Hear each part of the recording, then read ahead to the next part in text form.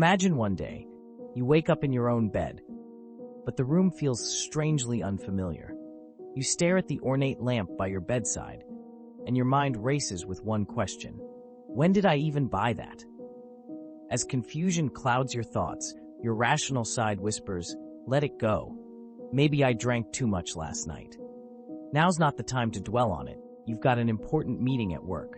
After a moment of panic, you rush out the door and head to the office.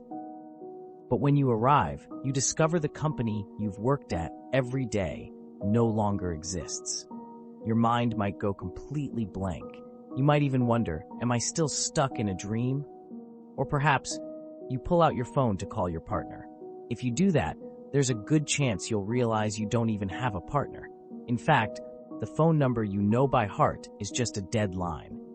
If all of this happens to you, then congratulations, you've landed in a parallel universe. This isn't some sci-fi movie plot. Reality suggests that throughout history, cases of crossing into parallel worlds have been happening all along. In fact, every one of us may have already crossed time and space without even realizing it. Today, let's dive into some mind-blowing cases of crossing time and space. In 1981, a mystical researcher named John Grant, after exploring unsolved mysteries around the globe, published a book called The Directory of Possibilities. According to his investigations, in July of 1954, a case of crossing into a parallel universe occurred in Japan. That day, a flight from Europe landed at Haneda Airport in Tokyo. Soon after, a gentleman approached Japanese customs. With confident, familiar gestures, he handed his passport to the customs officer. Taking the passport, the officer asked routinely, "Hello, sir. Where are you from?" The man replied, "Torrid." The officer frowned, thinking to himself, "Torrid? Is that even a country?" As he examined the passport, he noticed it bore an emblem clearly marked with the name Torrid. But neither the passport's design nor the country's name was anything the officer had ever seen before. Hearing the officer's response, the man from the West looked visibly shocked.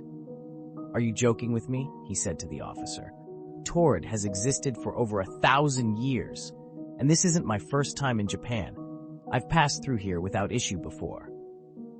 He pointed to his passport, urging the officer to flip through it and check. Sure enough, the passport revealed multiple entries and exits to Japan. It was also filled with stamps from other countries. But here's the strange part. The passport had entry stamps from Tokyo dated 5 years earlier. Yet Haneda Airport had only opened for international flights in 1952, meaning it had only been operational for 2 years by 1954. So where did those earlier stamps come from? Japanese customs officers, rigorously trained, quickly verified that all the stamps in the passport were authentic. But their training also left them certain that no country named Torrid existed anywhere in the world. So the officer pressed a hidden button under the desk. Moments later, airport police arrived and escorted the mysterious man to an interrogation room. Perhaps realizing the Japanese customs weren't joking, the mysterious man grew visibly anxious. After calming him down, the airport police began asking questions. The man explained he was in Japan for an important business meeting. He even provided the police with the name of his company and the phone number of the hotel he'd booked in advance. But here's the eerie twist. When the police dialed the company's number for the conference the mysterious man had provided, the company claimed they had no knowledge of this man. The hotel, too, had no record of his booking. Upon hearing this news, the man's emotions spiraled toward a breaking point. Despite his desperate insistence, the airport police pulled out a world map. Not only could he not find his country, he was stunned to see the land he called home now bore the name of a completely different nation. According to him, Torrid lay at the border between Spain and France. But now, that spot wasn't Torrid, it was Andorra. At this moment, the man completely fell apart. Seeing his distress, the Japanese police decided further questioning would lead nowhere. Better to let him calm down and resume the next day. So they took his passport and arranged a room for him at a nearby airport hotel, even posting officers to guard his door. But the next morning, when the police returned to continue the interview, they found the mysterious man had vanished. This seemed utterly impossible. The two officers stationed at the door all night swore he never left the room. The only other exit was the hotel window, but the room was on the 11th floor. Escaping through it would have been nearly impossible. Even more shocking, it wasn't just the man who disappeared. The police later found that even his passport, which they had secured the day before, had vanished without a trace. So the question looms, where did this mysterious man come from? And where did he disappear to? Beyond the case of the man from Torrid, another shocking time-space anomaly occurred in Spain. On July 16, 2008, across Spain's internet, a desperate plea for help appeared online. The poster's name was Lorena Garcia. In the opening of her letter, Lorena wrote, "I think I've crossed into another dimension. I've been here for over 5 months now. For months, I tried convincing myself that something was wrong with me. I even went to see a doctor, but in the end, I realized I'm perfectly fine. The problem lies with time and space itself. Below, I'll share what happened to me, hoping that if anyone has had a similar experience, they'll contact me." This nightmare began 5 months earlier. That morning, like always, Lorena was jolted awake by her alarm clock. But as soon as she silenced the blaring alarm, she noticed her bedsheet was strange. She stared at it for a long moment. When did I buy this colored sheet, she wondered. But soon, her rational mind snapped her out of the thought. No time for this. I've got a crucial report to present soon. So Lorena leapt out of bed and began getting ready. But while putting on her makeup, she noticed her room felt oddly different. For example, she always put her comb back in its usual spot, but just then, she found the comb carelessly tossed on the table. And the night before, she'd clearly put her lipstick in her makeup bag, but now it was nowhere to be found. Even stranger, she spotted unfamiliar clothes in her wardrobe. Lorena wrote, "In that moment, the room I'd lived in for 7 years felt both familiar and alien." Still, she didn't dwell on it too much and hurriedly left the house. Downstairs, she quickly found her car. Well, at least it's still where I remember parking it, she thought. I even thought, if I tell my boyfriend Gaston about this, he'll probably laugh at me. About 40 minutes later, she arrived at work. As usual, she parked in her regular spot. Everything seemed normal, but when I reached my office door, I noticed the nameplate wasn't mine. This had to be my office, right? I peeked through the glass and saw a stranger sitting inside. I knocked and asked the man, "Why are you in my office?" Shockingly, not only did he know my name, he claimed this was his office. He said my office was actually on the floor above. As colleagues gathered around, I spotted a familiar face, Richard. In my memory, he was my subordinate, but he backed up the man, confirming my office was indeed upstairs. Without another word, I turned and left. I found a quiet corner, opened my laptop, and checked the company website to verify what they were saying. What I found next drove me to the edge of madness. I checked all my documents. My name and address matched my memory perfectly. But somehow, without me noticing, I'd gone from marketing director to market director. Desperate, I grabbed my phone and called Augustin. But the horror struck again. His number was a dead line. I rushed to his workplace, but he wasn't there. Even his apartment now belonged to someone else. I started to wonder if something was wrong with me. So I visited multiple doctors, even had my brain scanned. But the results all came back normal.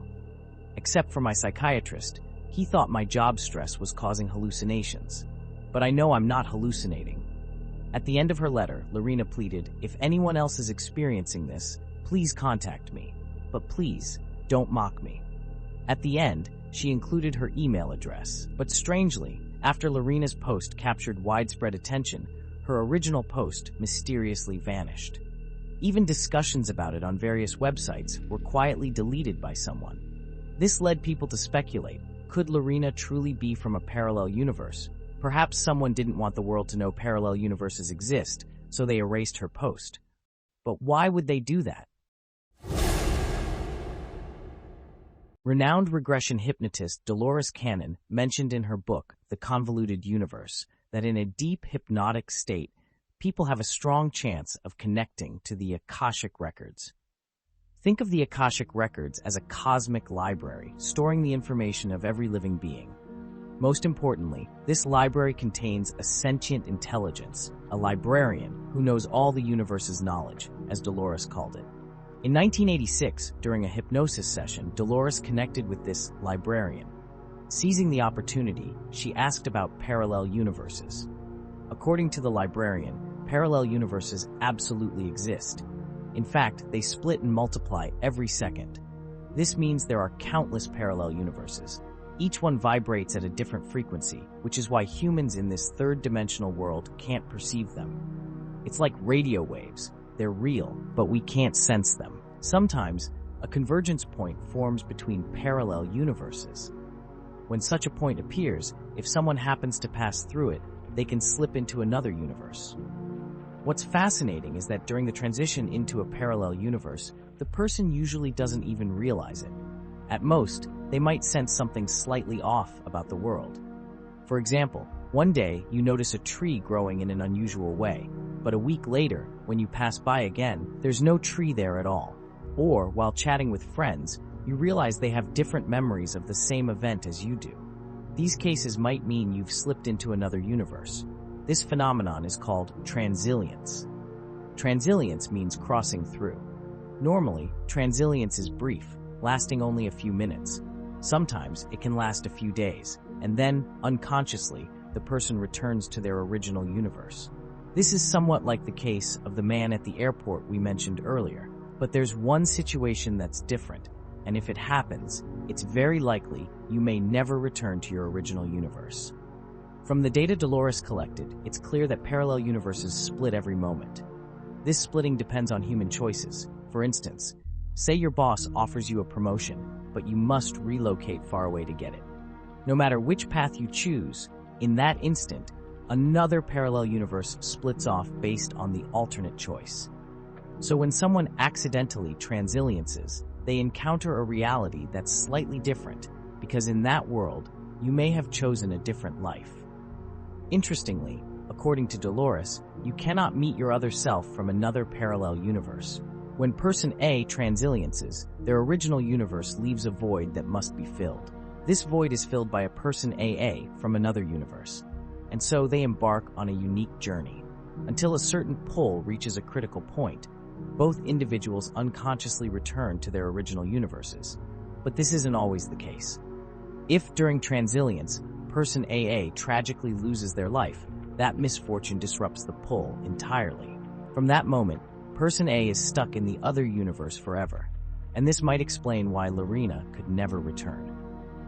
UFO researcher David Wilcock has also stated he firmly believes parallel universes are real. He claims governments conceal this truth, going to great lengths to cover up cases of people accidentally crossing into other universes. Why? Because it's all tied to time travel. Based on the information he's gathered, the key to time travel lies in entering a wormhole. You must accelerate to speeds faster than light, causing matter to transform into negative mass. This allows connection to a hyperspace. Once that connection is made, not only can you seamlessly cross time and space, but you can also leap into another parallel universe. Sounds a bit complex, doesn't it? To put it simply, David Wilcock believes a hyperspace exists between parallel universes, acting as a transitional zone. It's like a cosmic bridge. Enter this hyperspace, and you can cross into another parallel universe or even travel through time. Though this is just a theory, David is convinced some people have already mastered this technology. Here's the critical point. Since time travel and parallel universes both rely on hyperspace, those who want to hide time travel must also conceal the existence of parallel universes. If everyone knew time travel was possible, it could plunge the world into chaos. So what do you think? Have you ever vividly remembered something only to realize it wasn't quite as you thought? Do you believe parallel universes and time travel are real? The world is still full of mysteries. Don't forget to subscribe so we can explore them together in the next video.